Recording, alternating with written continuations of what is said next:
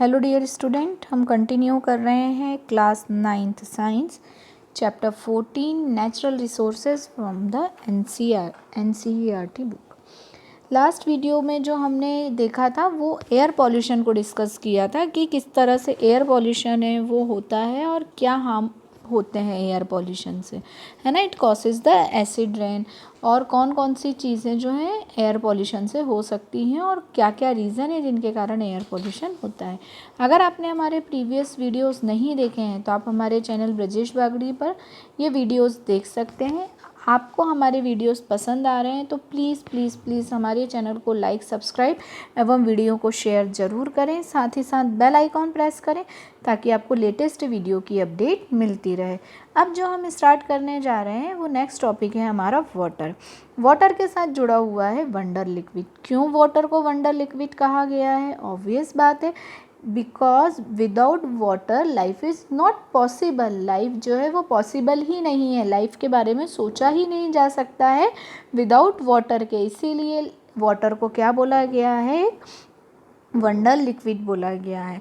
अब यदि हम वाटर के एरिया की बात करें तो अर्थ सरफेस का लगभग 71% पार्ट जो है वो वाटर ने कवर किया हुआ है इन द डिफरेंट फॉर्म। ठीक है ना, लगभग 71% पार्ट जो है वो वाटर से कवर है। अब किस किस फॉर्म में? देखिए, वाटर जो है वो ओशियंस में है, वाटर्स जो है वो रिवर्स में है, लेक्स में है। इसी के साथ साथ वाटर जो है वो स्नो फॉर्म में पोलर्स एरिया पे, मतलब कि north pole and south pole पे भी प्रेजेंट है।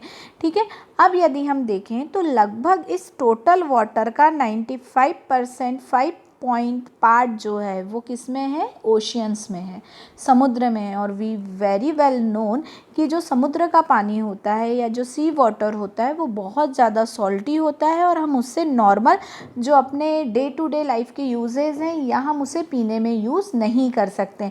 मतलब एक तरह से ये वाला पानी हमारे लिए यूज़लेस है, ये सिर्फ वाटर साइकिल में हेल्प करता है ना, हम इसका यूज़ नहीं कर सकते हैं। उसके बाद जो बचा हुआ पानी है वो कहाँ डिवाइड हो गया? फिर स्नो में, है ना। पोलर एरियाज़ में, north pole and south pole में ये जो वाटर है ये स्नो के फॉर्म में है, तो ये जो पानी है ये और कम हो गया। तो इसीलिए हमारे लिए जो पानी बचता है लगभग 2% टोटल वाटर जो है वो यूजेबल होता है। और इसीलिए अमाउंट ऑफ वाटर जो है वो अर्थ के डिफरेंट पार्ट पर डिफरेंट फॉर्म में प्रेजेंट है ना।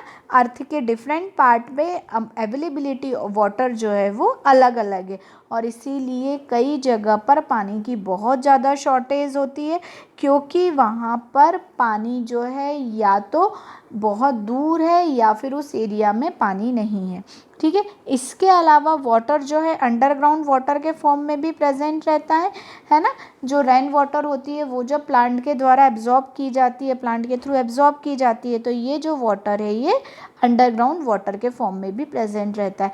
मेनली डेजर्ट एरिया में वाटर की बहुत ज़्यादा शॉर्टेज है। कहीं जहाँ रिवर हैं, लेक हैं या अंडरग्राउंड वाटर प्रेजेंट है वहाँ उतनी नहीं होती है, बट जो कुछ एरियाज़ में पानी की बहुत ज़्यादा शॉर्टेज होती है। बट फिर भी समर सीज़न में तो लगभग हर एरिया में पानी की कुछ ना कुछ शॉर्टेज होती ही होती है।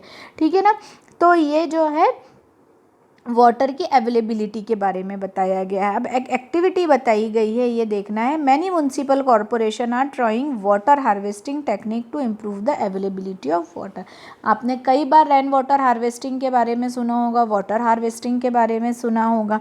ठीक है ना, अब इस टेक्निक के बारे में आपको पता लगाना है और फिर इसका यूज़ करना है। तो देखिए, कुछ नहीं होता है क्या है, रूफ टॉप जो रहती है, रूफ टॉप पे एक होल कर लिया जाता है और उस होल से एक पाइप ला के घर के नीचे डायरेक्ट ज़मीन में एक टंकी बना के या गहरा गड्ढा खोद के वो पाइप उसमें छोड़ दिया जाता है।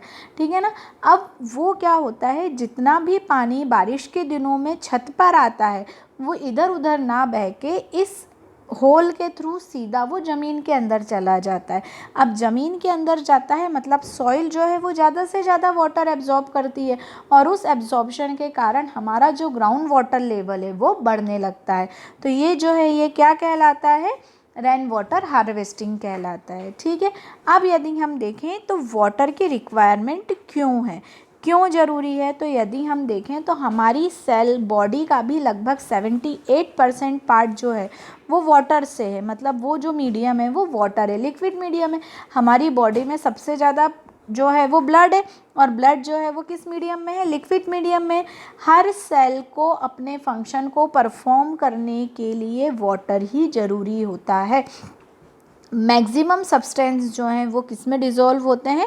वाटर में होते हैं, और इसी में डिज़ोल्व होकर हमारी बॉडी से एक पार्ट से दूसरे पार्ट तक जो सब्सटेंस है वो पहुंचते हैं, ठीक है ना। तो ये जो है इसीलिए वाटर जो है वो बहुत ही ज़रूरी है, क्योंकि अगर वाटर नहीं होगा तो हमारी बॉडी की जितनी भी एक्टिविटी है वो परफॉर्म नहीं हो पाएगी, ठीक है ना।